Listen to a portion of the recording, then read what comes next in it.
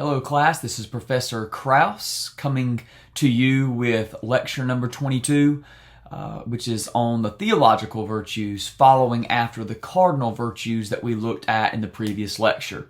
This, of course, is in the bigger scope of looking at Christians and what they believe about morality. And so let's begin with prayer before we look at these slides. Father, thank you for your love and thank you for Jesus. I thank you that you do not ask us to get our lives in order or to come to you with everything figured out, but that you save us as we are because of Jesus when we put our faith in you, so that after we are saved, then we can start living in a way that is pleasing to you. Please help me as I seek to teach this material today. In Jesus' name we pray. Amen. Let's look at these three theological virtues. The first one we're going to look at is charity, otherwise known as what we would say love or even generosity. As C.S. Lewis points out, and this is really the heart of what Christians believe about charity, when Christians talk about showing love to another person, whether it be God or another human being, they're not primarily talking about emotion. Lewis says, it is a state not of the feelings, but of the will. That state of the will which we have naturally about ourselves and must learn to have about other people. If love was determined by our emotions, then our ability to love God or others would be like a roller coaster. As long as things were going well, we'd be on a high.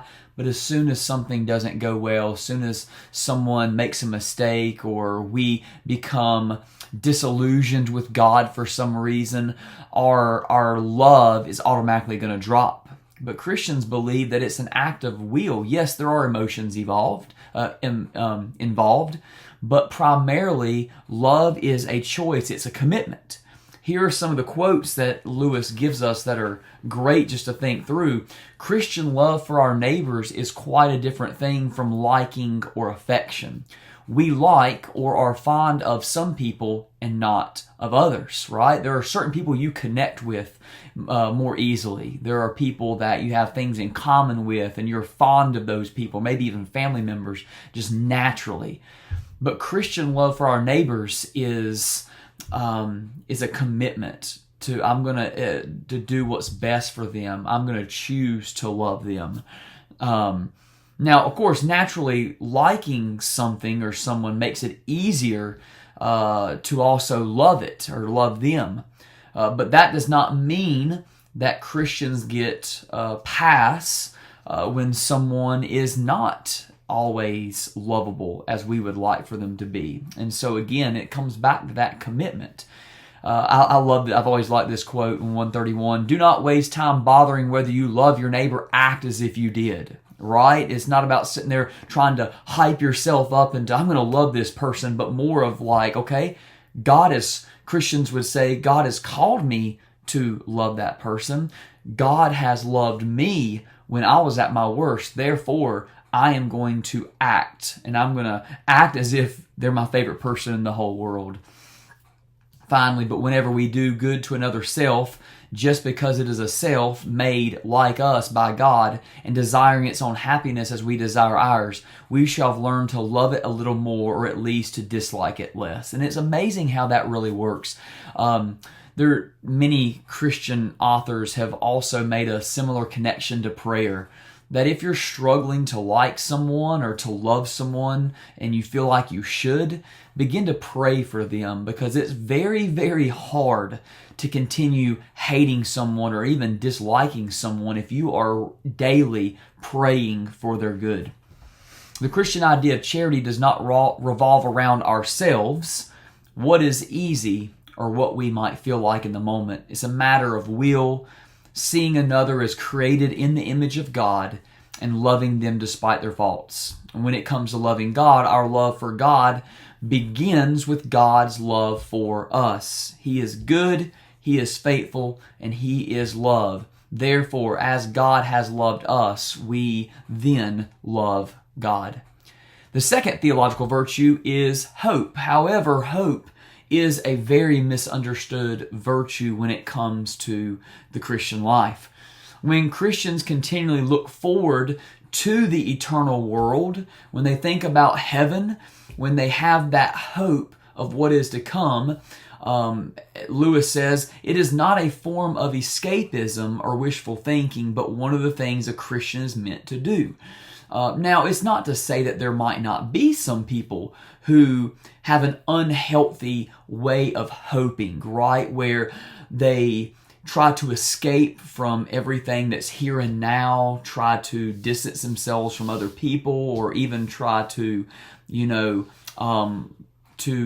escape from the suffering or those sorts of things that none of us like to go through. And they do that by only thinking, well, one day I'm going to be at heaven, so who cares about this world because heaven's in the future. But that is not the biblical way of thinking about hope. Biblical way of thinking about hope is resting in the promises that God has given us, promises of being forgiven of our sins in Jesus, promises of hope, not just for eternity, but even right here and now, so that the Christians who are most concerned with their future hope should be the Christians who do the most good here on earth. Which seems like a contradiction, but it goes something like this. If I know that in Jesus Christ that my future is secure and nothing can change that, then why wouldn't I live my life fully for Him and live my life seeking to love others? If people laugh at me, if people reject me, if I have to give up some of my dreams to be faithful and follow God, what does that really matter in comparison with the big promises that God leaves me in His Word and tells me are true for me in Jesus? And so again, it's not trying to escape the here and now, but saying, because of these future promises, I have hope. I have belief. Like, I trust that these things are going to happen. Therefore, I'm not going to live for myself or be selfish. I'm going to live for the one who died for me and gives me this hope. The Christian way of thinking about hope is something like this. Creatures are not born with desires unless satisfaction for those desires exists. And that is something we've already touched on multiple times in this class. C.S. Lewis, what he's getting at there is the reason we have this innate internal desire for something more, or something that's out there that we've never seen and we can't 100% prove because we can't touch it. The reason why we have that desire, Lewis would say, is because God created us not just to be satisfied with this world, but to be satisfied with something greater than this world. Therefore, we have hope, or we have a longing for that. Finally, the third theological virtue, charity or love, hope, and now faith. Christians use the word faith in two different senses. The first one is belief. It is the accepting or regarding as true the doctrines of Christianity. So it's the idea as that there are truths, there are beliefs, doctrines that are part of the Christian religion. We've already talked about what doctrine is and those sorts of things or whatever. And so faith would be belief in that, belief that that is true. So I have faith. I have faith as a Christian, and that's what it's talking about. And faith is not just a again, like hope, like an escapism. Like, I don't have any facts whatsoever, so I just have faith for it, right? But instead, the biblical faith we see is based on reason. It's looking at the evidence. It's looking at how I feel and my experiences and the change that's taken place in me, and saying, okay, there's nothing on earth that can explain this, so there must be another reason for it. So faith and reason, faith and thinking through something are not opposites. They should go together. Christians do not accept the truths of Christianity blindly, but rather because there's a reason to accept them as true. it's one of the reasons in this class, there's lots of different ways I could teach this material, teach this class, but rather than just making a statement and saying, hey, you should believe in this, I've tried whenever possible to give reasons, for like the resurrection, reasons why Jesus was telling the truth and he wasn't a false prophet, reasons to believe in the Bible. Because I believe, as someone who struggles with faith a lot of times, I've put in the hours of research and I've looked through these things. I've wrestled with doubts so that I believe my faith is based on reason in what is true. If you look at page 140, looking right here, C.S. Lewis says, the art of holding on to things your reason has once accepted, in spite of your changing moods. For moods will change whatever view your reason takes. And so what he's getting at right there is that sometimes we have faith in something and we put our trust in it. But then we find that all of a sudden our mood changes, right? And when our moods change, all of a sudden we begin to doubt what we just had faith in. And again, faith and doubt are not actually complete opposites. You can have faith in something and still wrestle with doubt.